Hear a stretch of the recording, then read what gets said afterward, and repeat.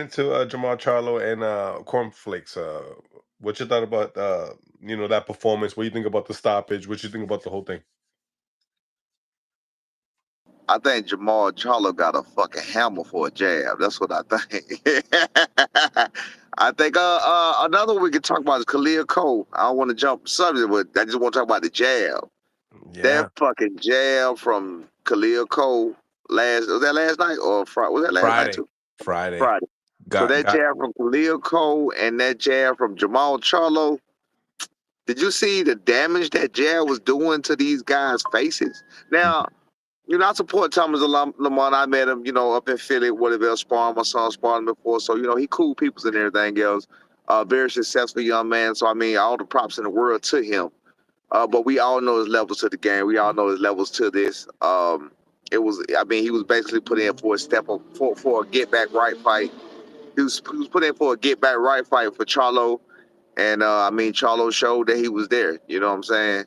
He showed he was there, man. It was a great performance by Charlo, and I also think that he had a great performance against Benavidez Jr. Yeah, I think he had a great performance against him too. Though he just mentally got to get it together. That's all. I honestly think he looked better in the Jose Benavidez fight, just put together all the way around. I know that he got the stoppage in this hand, but I think that you know what He it is. did Certain fighters are going to bring a different thing out of you. And I think absolutely. Jose did that in that fight. And I don't think Lamont showed us anything. I mean, Lamont would land like a clean hook, and it just didn't do anything, bro. It was You, just like, you, you reminded me. You reminded me. I think that Thomas Lamont was landing some good jabs, but they weren't meaningful jabs. They were jabs that if they was landed by somebody else, maybe Jamal Charlo could have respected it. You know what I'm saying? And I do agree with you. He did look better against the Jose. I mean, he looked. It was a dominant performance against Jose Benavidez Jr. That was a great performance to me.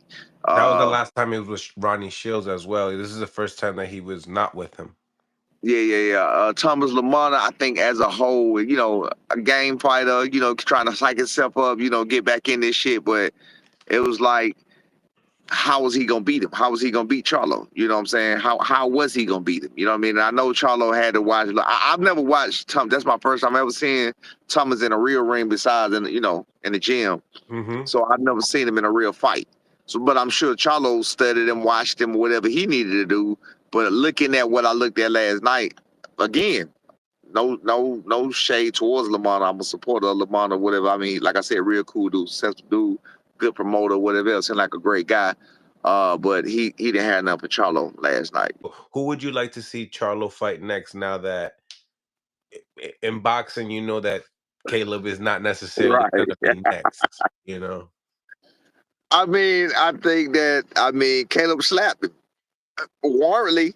Warrantly, I mean, the slap was warranted. I mean, he pulling on the man beard and shit. He slapped him. You got to think just like Devin Haney and Ryan Garcia, the fight still can be made. Fight still can get done.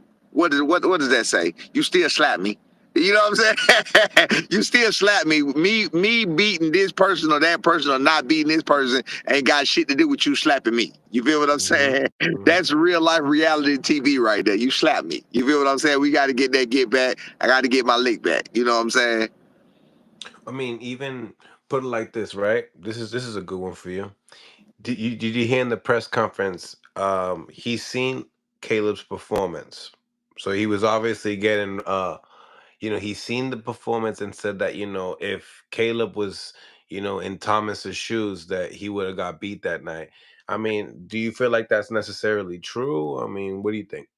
I feel like last night was not the best Caleb Plant that we've ever seen.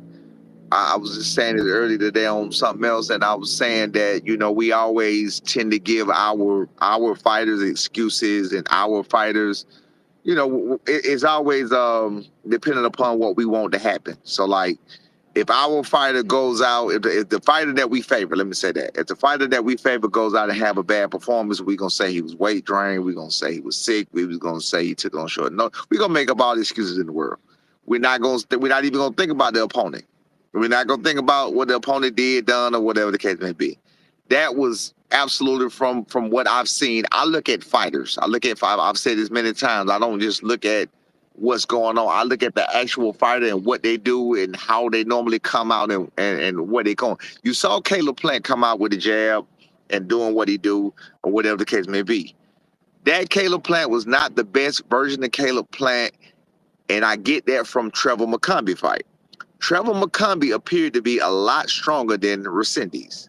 He dropped Plant. I mean, he was a very strong dude. He was giving him that work. Plant bit down, got gritty, and he took it back towards him.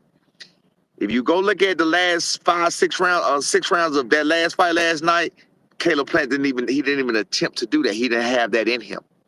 He didn't have that dog in him that he needed, that he had with Trevor McCombie. So again, just by looking at the fighter themselves and you can't say by looking at the fighter themselves of what they tried to do. So I look at it like, okay, we know he has. We seen him do it before with Trevor McCombie, a good strong fighter that dropped him, so got plenty of power. We noticed that. Did he attempt to do it to Resendiz and then Resendiz whooped his ass too much the way he had to retreat? I don't think so. I don't think he ever did it. But that's the small guy moving up into the weight class, you know? Exactly. I don't think he did that. He didn't do it. He didn't bite down.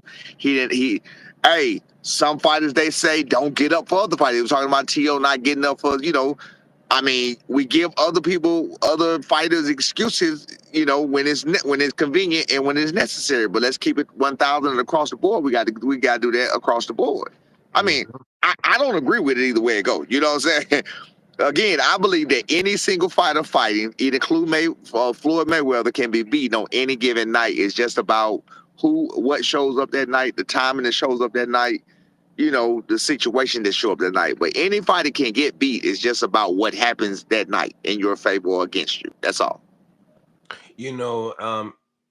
They say boxing years, like, do you feel like he's aging out in boxing years? I know he's only like what 30, low 30s, like 32, 33 years old, but it's like in the same time, been in there with some tough fights. Right. Benavidez war, Canelo That's war. all.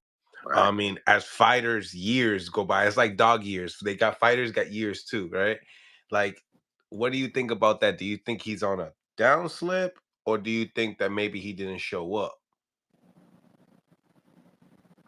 I mean, again, Because like I mean, it's so. fatigueness, did you see Yeah, fatigue? I know what you mean. I mean, it's so many different factors to the physical body. So many different factors. We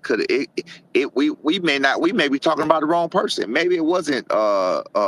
Maybe it's not Plant we need to be talking about. Maybe it was Resendiz. Maybe it was Resendiz just up. You know what I'm saying?